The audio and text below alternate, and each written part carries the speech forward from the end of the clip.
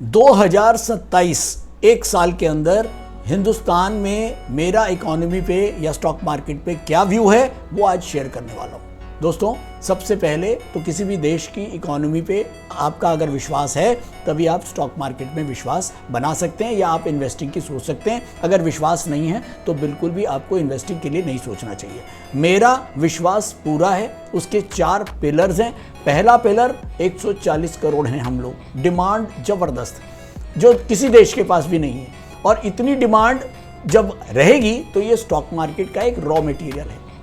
तो number 1। Number 2, Hindustan developing country है और ज़बरदस्त इंफ्रा के ऊपर कैपेक्स खर्च हो रहा है और आगे भी खर्च होगा। 2047 तक अगर हमको डेवलप होना है तो बहुत ज़बरदस्त इन्वेस्टमेंट इंफ्रास्ट्रक्चर के ऊपर जाने वाली है। तीसरा सबसे बड़ा इंपॉर्टेंट पॉइंट, मैन्युफैक्चरिंग के ऊपर ज़बरदस्त रुझान गवर्नमेंट का बन चुका है। बहुत सारी स्कीम्स चल रही हैं मैन्युफैक्चरिंग को बढ़ावा देने के लिए, और जो पहले नहीं था, लेकिन पिछले 2-3 सालों में मैन्युफैक्चरिंग बहुत तेज़ी से आगे बढ़ रहा है।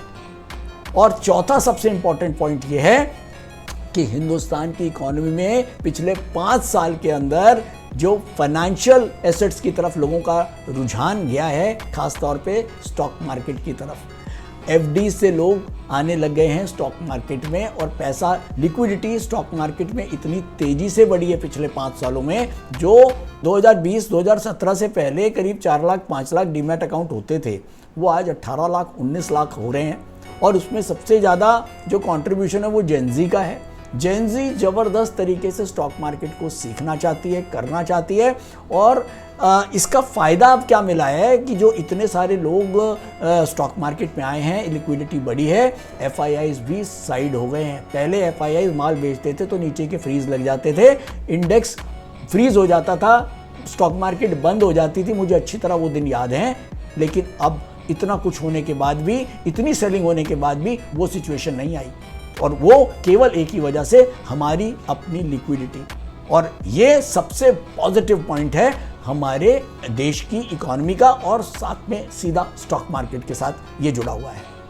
अगर मैं जल्दी से बात करूं कि अगले 1 साल में निफ्टी मुझे क्या लगता है, अगर मैं बेयर साइड मान के चलूं, बहुत कुछ बुरा हो गया, क्रूड, जियोपॉलिटिकल, तो 21,500 21,000 ये लोअर लेवल। अगर कुछ नहीं रहता, नॉर्मल रहता है, 27 से 28,000 निफ्टी कंफर्टेबली 1 साल के अंदर होना ही है। और अगर मैं थोड़ा सा मान के चलूँ कि अगर कुछ बढ़िया हो गया, एफआईआई वापस आ गए, जियोपॉलिटिकल शांत हो गया, क्रूड भी कम हो गया, तो 31 से 32,000 निफ्टी।